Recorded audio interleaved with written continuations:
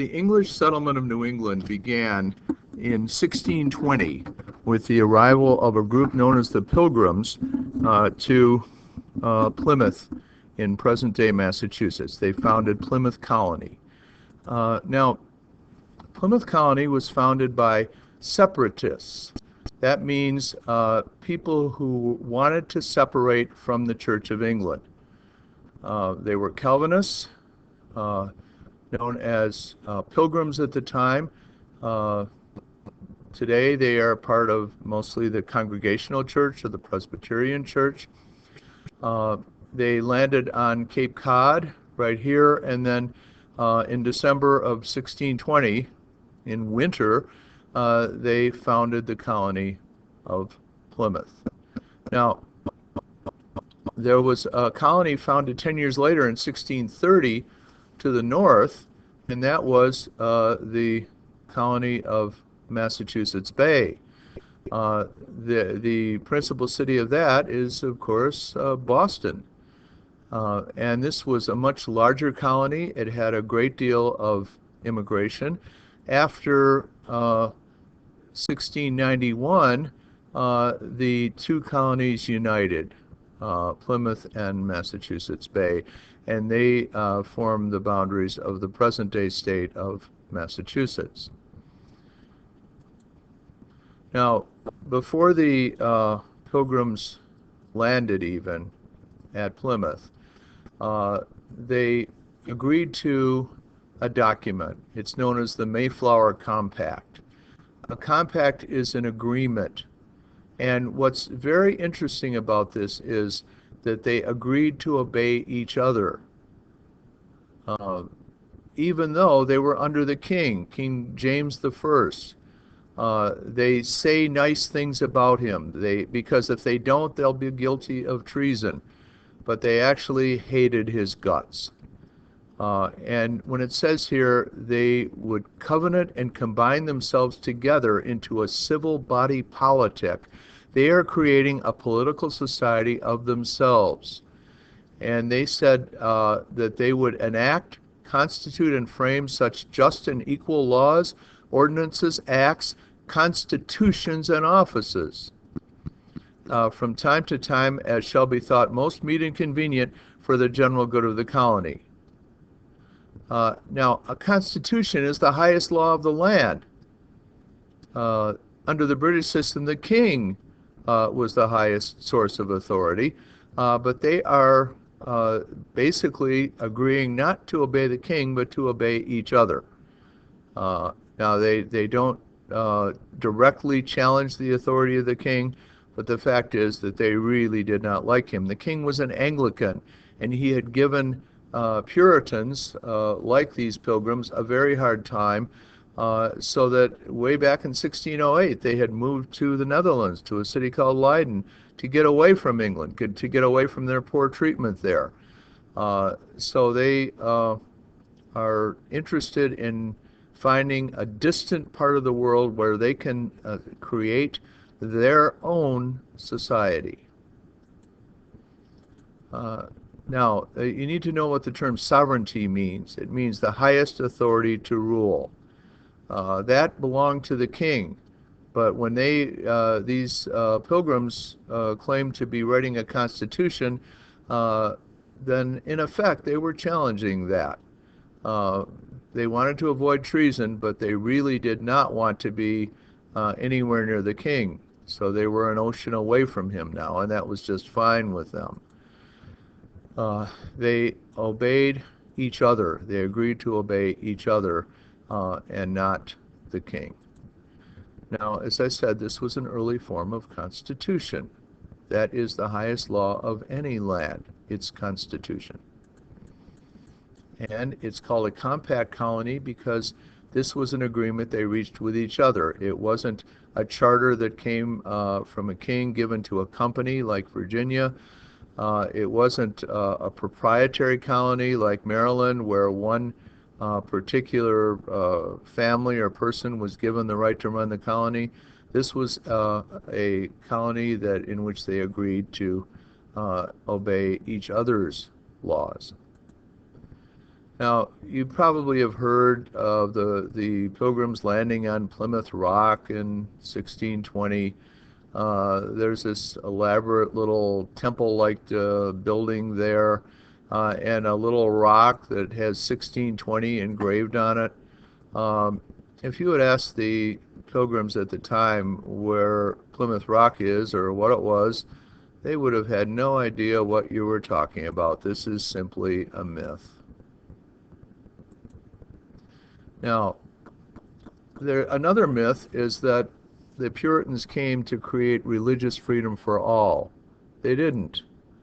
They came to create religious freedom for them, not other people. They couldn't stand Anglicans or Catholics or Jews or anybody else, or Quakers certainly. There were a couple instances in which Quakers were actually executed by the Puritans. They wanted religious freedom for themselves, not for everybody. So this is not like the First Amendment to the Constitution of the United States. This is long, long before that, more than a century and a half before it.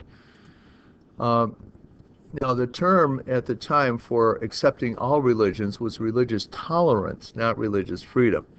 And they were not interested in being tolerant toward other religions. They had a concept of bad freedom versus good freedom, or natural liberty versus moral liberty. The bad freedom meant you do whatever you want to do. It was the kind of freedom that they associated with the Native Americans.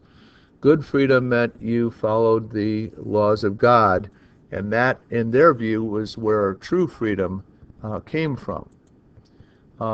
They had no real separation of church and state. Officially they did, but in order to vote in local elections, you had to be a church member. So you couldn't really say that they had anything like a modern concept of separation of church and state. They had town meetings, still a custom in the United States. They had local elections, but as I said, only church members could vote in them. Now, a few things about Puritan society. One is the principle of submission. Society was set up with higher levels and lower levels. In other words, a hierarchy. And, submission meant that the lesser educated would submit to the more educated, that women would submit to men, that manual workers would submit to people with better positions. This was not a society that believed in equality. And in fact, they even had things called sumptuary laws, which said that if, for example, if a laborer were to dress like a gentleman, that was against the law. You could be charged with a crime for that.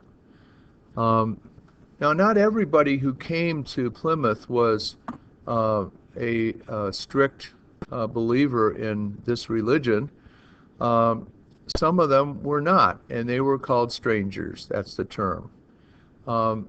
They had very interesting ideas about courtship. Courtship simply means the process by which two people get to know each other and look toward possible marriage. This was very important to them because it spoke to the stability of the society. A marriage was not just two people falling in love. It was a basic unit of society, and a family would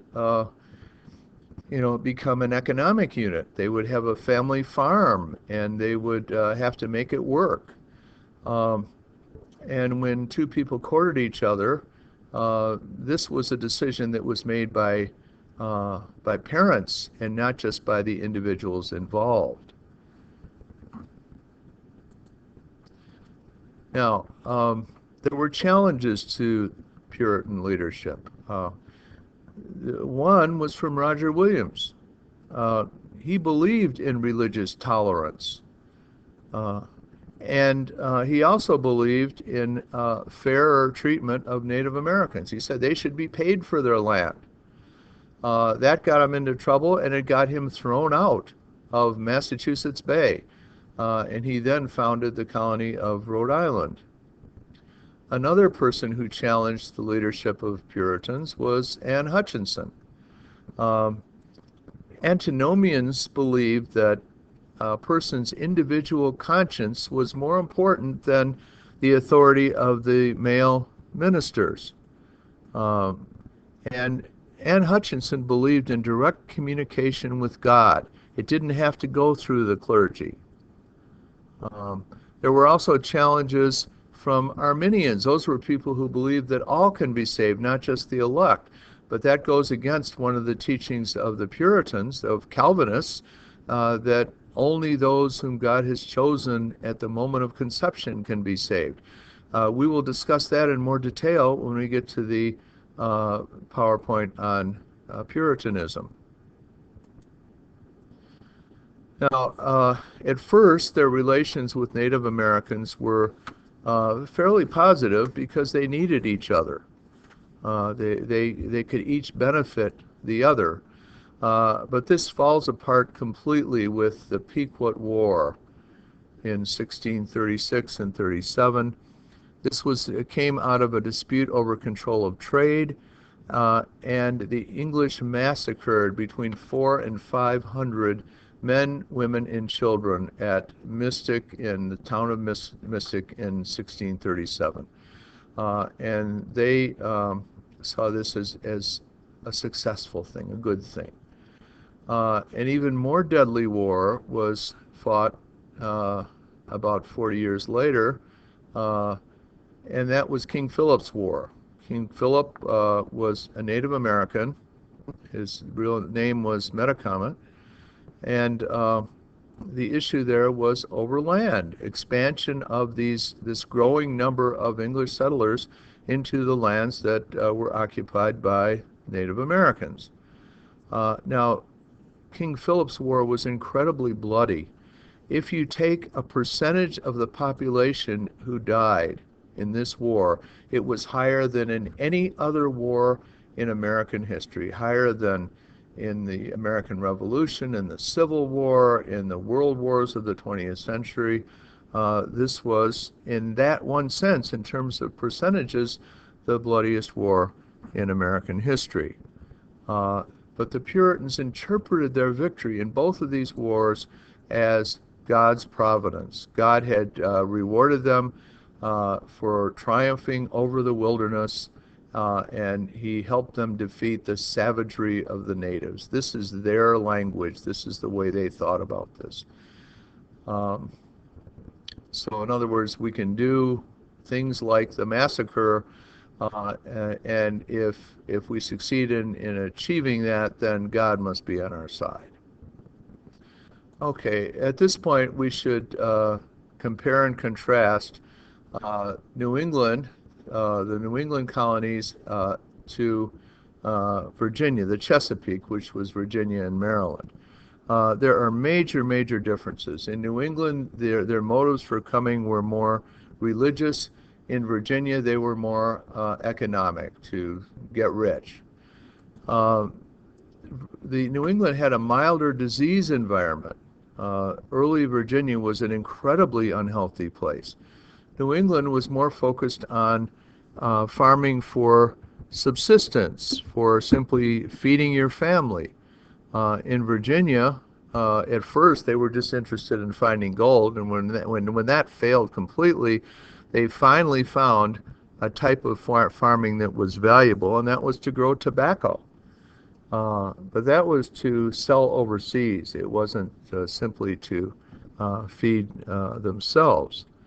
There was no dominant crop in New England. There were no get-rich-quick schemes. They were coming there to set up a new religious community and to settle there for the long term. And they never expected to become extremely wealthy, but they developed a more rounded economy, more economic development, things like roads and harbors to make this more sustainable over a period of time. Um, and they never expected to return to England other than the first settlers from in Virginia. The Virginians thought they would just get a lot of gold and then go back and live the rest of their lives in luxury. The Pilgrims and Puritans who came to New England did not expect that. This was forever, this move to the New World. Um, in New England, there was a normal mix of males and females from the beginning. In Virginia, it was overwhelmingly male. Um, New England had a better educational system. They had schools because it was so important to their religious beliefs to be able to read the Bible. They kept better records. They had much less indentured servitude and much less slavery.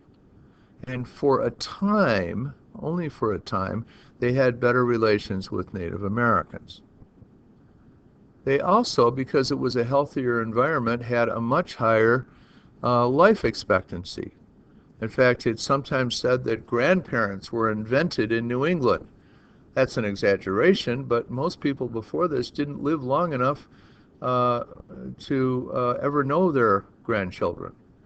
And that began to change with greater life expectancy.